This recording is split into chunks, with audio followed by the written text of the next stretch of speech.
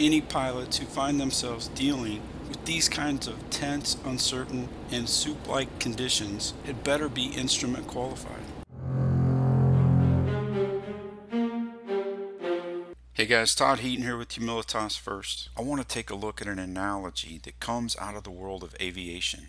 And this analogy is going to hold whether we're talking about spiritual combat or physical combat. I've had a few very close friends in my life that are pilots. My friends have flown everything from commercial airliners, private jets, a variety of helicopters, and even an aerobatic aircraft. One of these friends taught private lessons and later worked as a professional trainer for one major American airline.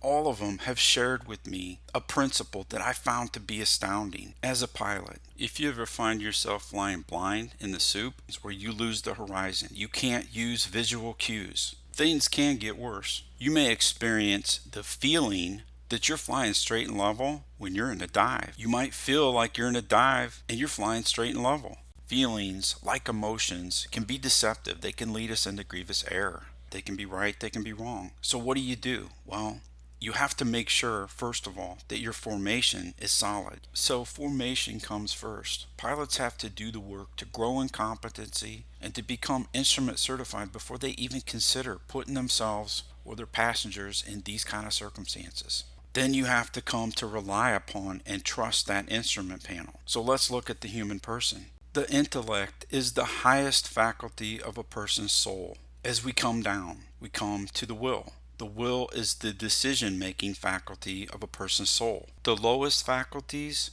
are the emotions. The intellect and the emotions are often at war over control for or domination of the will. And when it comes to deadly force confrontations, there are a couple of primary emotions we're going to have to deal with: anger and fear. Throughout antiquity, the word meek or the word meekness always meant one thing.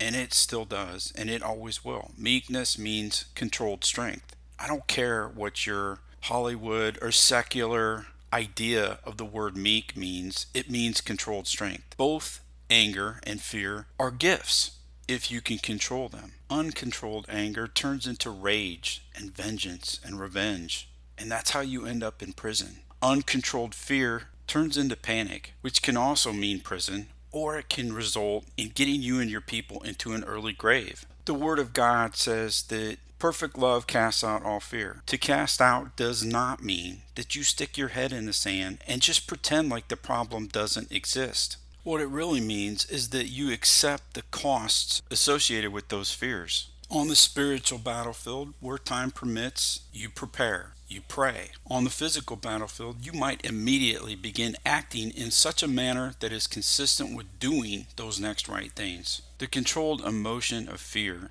is an early warning system letting you know there's some next right thing that needs to be done. Casting out all fear means that you accept that. You accept and you are still moving towards the sound of the guns. St. Augustine has this famous quote. He says, "Hope has two beautiful daughters. Their names are anger and courage. Anger at the way things are, and courage to see that they do not remain the way they are." First, you have to be properly formed. St. Thomas Aquinas said it, "An error in the beginning is an error indeed," and the reason is because errors at the level of formation, at the level of first fundamental principles. When we start making errors there, guess what's going to happen? They're going to compound. In the same way, a pilot learns he can't immediately trust his feelings in these kind of circumstances, tense, uncertain, rapidly evolving. In that same way, we have to condition our will to look to the intellect, juxtaposed to just going with every emotion we feel. This world is filled with people with impulse control problems. We don't want that to be us. Skilled pilots who are instrument qualified, they know they have to cross-check those feelings with their instruments. So guess what? Our human intellect acts exactly like those pilots' instruments. By far, the brain is the greatest weapon a man possesses. But we have to do the work daily to train our will to look to the intellect. There are ample opportunities every single day to get stronger at controlling our emotions. Of all well-trained warriors, there is no one stronger or more capable of stopping the unjust criminal aggressors of this world than a man or a woman who can control their emotions. Think about these things. Help support this work and help build this channel. Be sure to click like, subscribe, and share. Over at Humilitas First, you can click on my About, Training, or Contact tabs, and there you'll be able to join Humilitas First email notification list. That way, anytime I put out new videos, blog posts, or any other kind of training opportunity, you'll get notified.